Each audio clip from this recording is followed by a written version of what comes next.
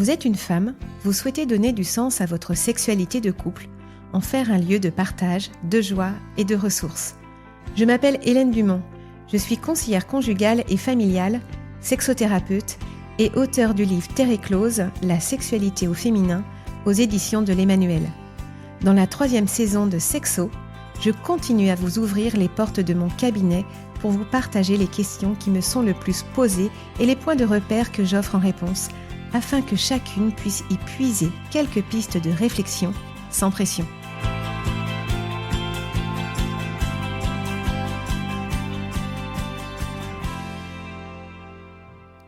Bonjour Hélène. Bonjour Marie. Alors dans cet épisode, vous allez nous parler d'une plainte relativement fréquente que vous entendez dans votre cabinet de sexothérapeute, le fameux « Nous n'avons jamais envie », sous-entendu de faire l'amour, en même temps. Oui, et je vais vous parler par exemple d'Anna et Ludovic. Quand ils me contactent, ils me disent que leur désir sexuel est en décalage. Donc le couple s'entend bien, mais leur sexualité est ponctuée de rendez-vous manqués. Oui, mais c'est étonnant quand on s'entend bien par ailleurs. Alors pourquoi ce manque de synchronie dans l'intimité ? Je vais vous répondre dans cet épisode, mais en préambule, je voudrais juste souligner que ne pas avoir envie en même temps est quelque chose de tout à fait normal, de tout à fait banal. Ce sont des choses qui arrivent tant que cela ne devient pas systématique et que le couple n'en souffre pas, comme c'est le cas d'Anna et Ludovic. D'accord. À partir de quand, justement, ça devient problématique ? Ça devient problématique quand le couple n'arrive plus à trouver de temps pour se retrouver, alors même que leur sexualité se passe bien, quand elle a lieu en tout cas. Ces rendez-vous ratés finissent par les questionner, par les frustrer, et ils se sentent en décalage permanent, et finalement, ça ne leur convient pas. Oui, on comprend. Alors, comment ça se fait que certains couples, dont Anna et Ludovic, n'aient pas envie de faire l'amour en même temps ? Nous l'avons évoqué dans un épisode de la saison 1 du podcast.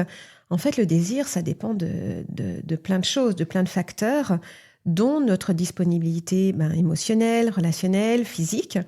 Et cette disponibilité conditionne notre énergie et donc le désir sexuel.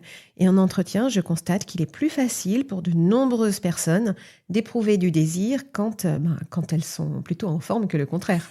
Ça paraît logique, oui. Exactement. Donc, ça semble important de repérer ces moments de disponibilité, de forme.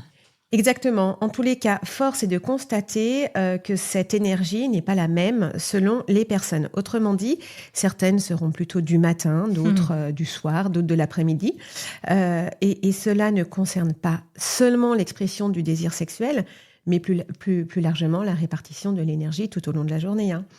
Le désir sexuel, logiquement, aura plus de facilité à émerger dans un moment où j'ai encore de l'énergie, ou alors dans un moment où je me sens disponible. Et c'est là que les choses se compliquent, car au sein du couple, il y a de fortes chances que le rythme de l'un soit différent du rythme de l'autre. Et oui, voilà. Ça paraît logique aussi. Mais en fait, avant qu'on en parle, j'imagine que ça nécessite d'abord un travail de connaissance de soi, sur son rythme, ses fluctuations d'énergie quotidiennes. Oui, exactement. Je pense par exemple à une femme qui me disait, après avoir bien réfléchi, à sa manière de fonctionner. Elle m'avait expliqué que pour elle, faire l'amour le soir aux alentours de 21h30 lui semblait idéal. Donc c'est le fameux tunnel du 18-20 heures qui était passé. Ah oui. Les enfants dormaient. Elle avait dîné. Elle se sentait donc disponible émotionnellement pour son conjoint. Et en plus, elle avait constaté qu'elle avait toujours un regain d'énergie à ce moment-là, en début de soirée, vers fin de soirée, plutôt 21h30. Et du coup, faire l'amour à ce moment-là ne lui posait aucun problème. Oui, puis elle se sentait peut-être aussi libérée d'une contrainte de temps. Oui, d'ailleurs, elle m'avait précisé que ce créneau lui permettait, c'était vraiment intéressant, de savourer ce qu'elle vivait sans avoir la sensation d'avoir un chronomètre qui tournait dans sa tête. Donc chez elle, les limites temporelles la stressaient. C'était une femme qui avait besoin de savoir, 1, qu'elle avait du temps pour faire l'amour, et que 2, ce temps n'était pas conditionné par une échéance à tenir. Oui, c'est ça. Voilà. Donc c'est ainsi qu'elle réussissait finalement à envisager une sexualité sans précipitation, tout en savourant à l'avance, me disait-elle, le fait de s'endormir contre son mari dans la foulée. Donc voilà, donc le soir, c'était parfait pour se projeter dans une relation sexuelle. Ouais, tous les ingrédients étaient réunis pour passer un super moment. Voilà. Donc là, c'était la recette magique pour cette femme. Mais alors, qu'en est-il pour les autres ? C'est vrai que pour d'autres femmes, c'est l'inverse. Oui, le soir, elles ne tiennent plus debout. La priorité, c'est de dormir. Et une femme me précisait qu'en soirée, son esprit, en fait, était complètement encombré par sa journée et elle constatait une indisponibilité émotionnelle, intellectuelle, relationnelle et physique. Voilà, elle était complètement encombrée. Et cette indisponibilité est parfois directement liée à la maternité. Et ça, j'entends vraiment beaucoup en entretien. Ah oui. Certaines femmes me confient qu'elles ont tellement été sollicitées ou touchées par leurs enfants dans la journée ou dans la soirée qu'en fait, le soir, à 21h, elles ne peuvent plus rien donner. Impossible pour elles d'envisager une relation sexuelle. En revanche, le matin, les retrouvailles érotiques leur deviennent possibles car elles sentent que leur corps est reposé, leur esprit disponible. Donc, elles se sentent elles-mêmes plus disponibles, plus ouvertes à une relation sexuelle. Alors, dans ce cas, comment s'accorder avec son conjoint qui, lui, est en pleine forme le soir et pas du tout le matin, ou l'inverse? Donc, que préconisez-vous? Dans ce cas, je conseille de desserrer le zoom et en couple, de prendre le temps de mettre en lumière toutes ces petites choses qui vont favoriser le désir sexuel ou au contraire le défavoriser à l'échelle de la semaine et pas seulement de la journée. Donc ces échanges permettent de réfléchir à un espace érotique commun. Donc je suggère à ces couples de se poser ces questions, par exemple, comment fonctionne l'expression de mon désir sexuel? Donc bonne connaissance de soi. Quels sont les moments de la journée ou de la semaine où j'ai le plus d'énergie? Donc peut-être observation de son emploi du temps et puis de son fonctionnement. Puis-je me servir de ces observations pour favoriser mon désir sexuel? Et comment penser à un accordage? C'est quand même le but. Et cela amène parfois des réponses surprenantes où les couples se découvrent encore et se comprennent avec plus de finesse. Vous avez un petit exemple? Alors, le petit exemple qui me vient en tête et qui est régulier, c'est quand même l'exemple du télétravail. Et pourquoi? Tout simplement parce qu'en fait, les enfants ne sont pas là. Ils sont soit chez la nounou, soit à l'école. L'intimité, le fait de travailler ensemble chez certains couples, pas chez tous les couples, mais chez certains couples, crée une proximité émotionnelle, intellectuelle qui leur va bien et qui crée un rapprochement. Et à 14h ou à 15h, il y a de l'énergie pour se retrouver dans... Voilà, alors c'est pas un gros, c'est pas un gros câlin, mais c'est un moment de retrouvailles légère et que les couples apprécient. En tout cas, ils en parlent. Chers employeurs, donnez-nous du télétravail. Voilà, exactement. Alors, est-ce qu'il y a une autre raison que celle de la différence de rythme dans un décalage du désir sexuel chez les conjoints? Oui, ça peut être aussi dû à une mauvaise compréhension du fonctionnement de son désir et de sa tension sexuelle. Pour rappel, le désir, c'est plutôt un élan du cœur, tandis que la tension sexuelle, c'est un élan du corps. Donc, commençons par les femmes. Donc, certaines d'entre elles ont l'impression de ne jamais avoir envie de faire l'amour. Donc, c'est-à-dire qu'elles ne ressentent rien ni dans leur cœur, ni dans leur corps. Pourtant, elles aiment leur conjoint, mais voilà, elles ne ressentent rien, disent-elles. Parfois, elles ont un élan, une tension sexuelle, mais en fait, c'est jamais le bon moment. C'est par exemple un jour à 14h quand tout le monde travaille, d'où l'intérêt du télétravail. Encore une fois. Voilà. Mais elles ont également l'impression que leur désir sexuel est franchement conditionné par leur cycle menstruel. Et elles éprouvent un pic de désir au moment de l'ovulation, puis plus rien.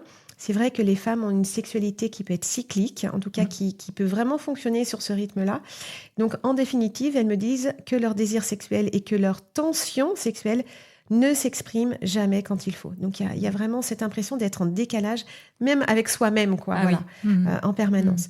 Cependant, elles me disent aussi que de façon étonnante, et là, je pense que c'est très important, quand elles font l'amour, tout se passe bien. Ah oui. Donc, ce qui est difficile, en réalité, quand on gratte un peu, finalement, c'est le démarrage. Donc, elles ont du mal à s'y mettre parce qu'elles ne ressentent rien. Elles ont du mal, en définitive, à se reconnecter à leurs sensations corporelles, mais aussi émotionnelles. Est-ce que j'ai du désir? Qu'est-ce que je ressens? Et souvent, ce sont des femmes dont les pensées peuvent mettre du temps à s'en aller. Donc, ce sont des femmes qui, parfois, ça tourne dans leur tête. Ouais, un peu cérébral. Un peu cérébral ou facilement encombrées par leur emploi du temps, par leur to-do list, des choses comme ça. Donc, on dit que leur désir est responsif ou réactif, c'est-à-dire c'est tout le contraire du désir spontané, d'accord ? Donc le désir spontané, lui, il surgit avant même l'excitation sexuelle ou bien de façon concomitante. Ok. Oui, donc le désir spontané favorise la synchronie du désir dans le couple. Et si je comprends bien, le désir responsif, il met un peu des bâtons dans les roues dans cette synchronie. Oui, c'est le contraire. C'est-à-dire que le désir responsif naît avec l'éveil d'une excitation sexuelle. Donc, il faut la mettre en route pour que la femme la ressente et qu'elle ait le désir d'aller plus loin. Et du coup, ça demande quand même une bonne connaissance de soi et surtout une bonne entente conjugale. Chez ces femmes, on pourrait dire que le désir est comme une petite flamme qu'il faut éveiller, ce qui peut les décourager parce qu'elles se disent qu'elles vont peut-être pas y arriver, en fait, tout simplement. Et elles se disent à quoi bon essayer ? J'aimerais bien, mais en fait, mon corps ne répond pas et mes pensées vont toujours m'embêter. Donc, ce fonctionnement peut également donner à l'homme l'impression d'être toujours à l'initiative, de ne jamais sentir finalement le désir de leur femme, de ne jamais se sentir désiré même. Et pourtant, ça c'est important, on note que 30% des femmes seraient dans un désir responsif. Ah ouais, 30%. Ouais, c'est quand même pas mal. Ouais. 30% dans un désir spontané, donc c'est finalement moins que nos représentations. Et 30%, un peu des deux, dans un désir responsif et dans un désir spontané, par exemple en vacances ou quand en week-end, voilà. Quand on est plus reposé. Quand on est plus reposé, plus disponible, sans échéance de temps. C'est hyper intéressant, je savais pas cette différence. Donc en fait, le désir responsif, il est loin d'être une anomalie. Ah mais pas du tout, voilà. Mais c'est vrai qu'il ne simplifie pas la convergence du désir de la femme et de celui de l'homme, surtout quand son désir à lui est spontané. D'où parfois la plainte, on n'a jamais envie en même temps. En fait, on n'a pas envie de la même façon. C'est ça. C'est un peu différent. C'est hyper intéressant. Alors, comment aider ces femmes, du coup, pour qu'elles puissent évaluer la présence de ce potentiel désir qu'elles ne soupçonnent pas et qui est pourtant là ? Qui est pourtant là, ouais. Ces femmes qui ont un désir responsif devront se relier aux bons souvenirs de leur relation sexuelle pour s'encourager à faire l'amour. Car, je le rappelle, ces femmes, une fois reconnectées à leur corps, vivent un bon temps d'intimité. Ça, c'est vraiment important à repérer.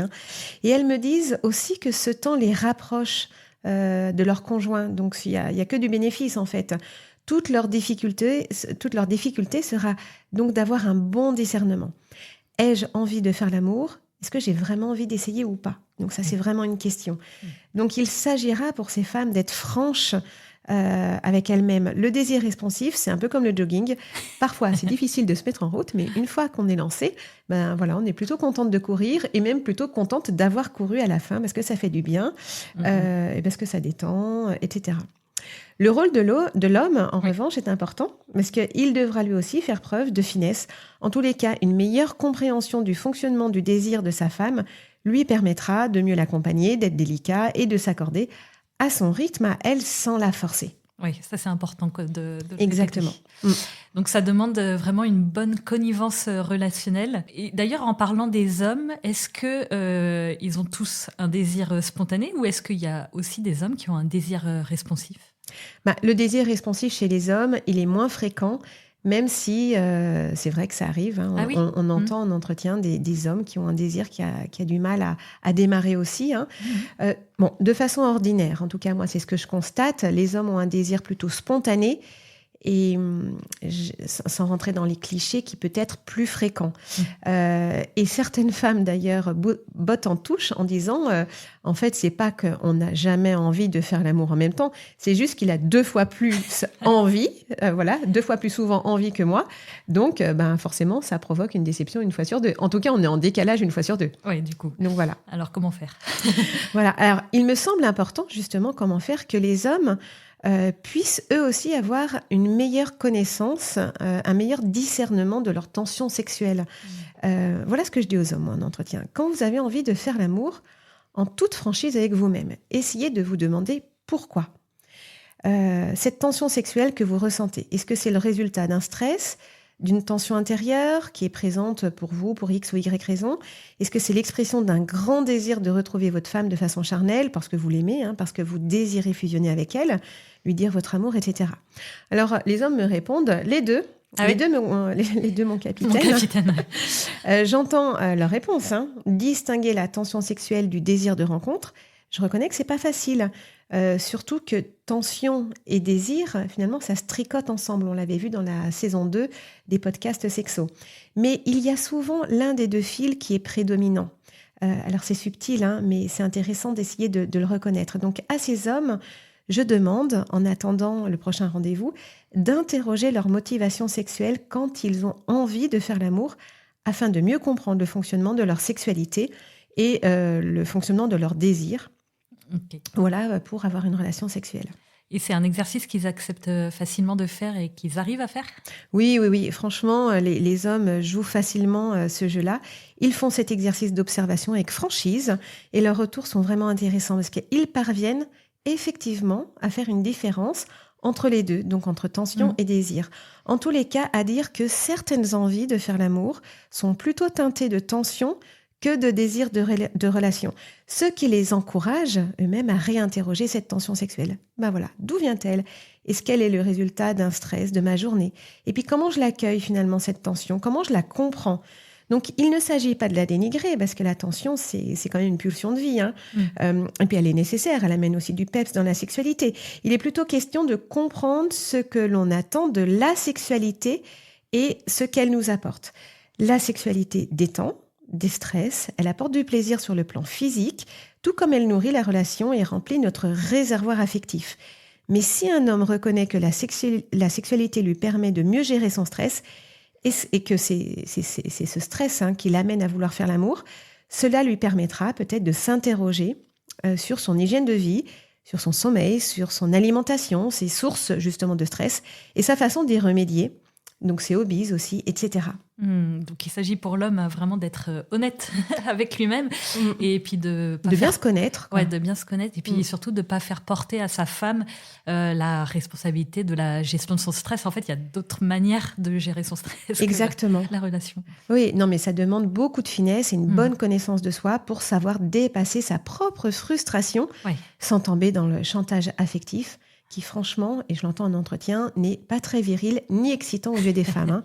En plus, la plupart des femmes que j'accompagne sentent la différence entre une relation sexuelle teintée par la pulsion et une autre teintée par le désir de relation chez leur conjoint. Bien sûr, oui. Donc voilà. En revanche, quand la relation conjugale est de qualité, et j'insiste sur cette nécessaire qualité, certaines femmes sont assez accueillantes pour dire « je veux bien te dire oui pour faire l'amour », même si je ne suis pas très motivée. Mais je sens que c'est important pour toi aujourd'hui et je veux bien t'accueillir dans mes bras, je veux bien te recevoir en moi, mais c'est un cadeau que je t'offre, donc je ne serai peut-être pas l'amante sensuelle ou hyperactive que tu voudrais, mais je peux quand même te recevoir avec amour et avec tendresse. Donc cette réponse demande à nouveau beaucoup de finesse pour que la femme ne se sente pas obligée, qu'elle ne soit pas dans une obligation, et qu'elle se respecte dans son désir sans se forcer. Donc elle est vraiment dans une dimension d'accueil et de cadeau. Donc il est question, oui, là, de s'ouvrir à l'autre par amour et non pour acheter la paix du ménage, en fait. Ouais. Oui, parce que certains hommes sont un peu lourds, pour reprendre les mots en entretien. Et c'est vrai que se forcer, ça ne sert pas le lien conjugal, ça ne sert pas la relation conjugale. La femme qui est capable de s'ouvrir ainsi, de façon gratuite, quand elle n'est pas très motivée, très souvent, j'ai envie de dire même tout le temps, elle est en amont, profondément nourrie dans son intimité affective, relationnelle et émotionnelle. Messieurs, voilà. À bon entendeur. Une dernière question qu'on entend souvent, est-ce que les hommes ont toujours plus envie de faire l'amour que les femmes ? Non, bien entendu, le contraire arrive. Et d'ailleurs, les questions sont les mêmes, c'est-à-dire que les questions qu'on se pose pour les femmes peuvent être des questions qu'on pourra poser en tout cas aux hommes. Mais je reconnais que c'est moins fréquent. Quand même. Alors pour conclure, donc, on voit que cette synchronie du désir est pas toujours facile, que les différences de rythme sont là, mais qu'il est possible de s'accorder. Oui, chacun va devoir penser à se décentrer de son propre fonctionnement pour faire un pas vers l'autre et créer un espace de rencontre qui va évoluer toute la vie, de toute façon. Cet espace dépend, bien entendu, de la place que le couple a envie de donner à son intimité. Et là, sans hésitation, qu'elle soit relationnelle, émotionnelle ou corporelle ou sexuelle, cette intimité doit avoir la première place. Merci beaucoup Hélène.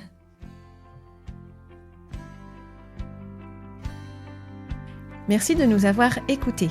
Si ce podcast vous a plu, n'hésitez pas à le partager autour de vous, à vos sœurs et amis, pour qu'elles puissent en bénéficier. Vous pouvez aussi mettre une note de 5 étoiles et un commentaire sur Apple Podcast afin que le podcast soit connu par le plus de femmes possible. Et si vous êtes branchés réseaux sociaux, rejoignez-nous sur le compte Instagram des podcasts de Famille Chrétienne. N'hésitez pas à faire part de vos interrogations, de vos remarques et suggestions de sujets. Et à la semaine prochaine.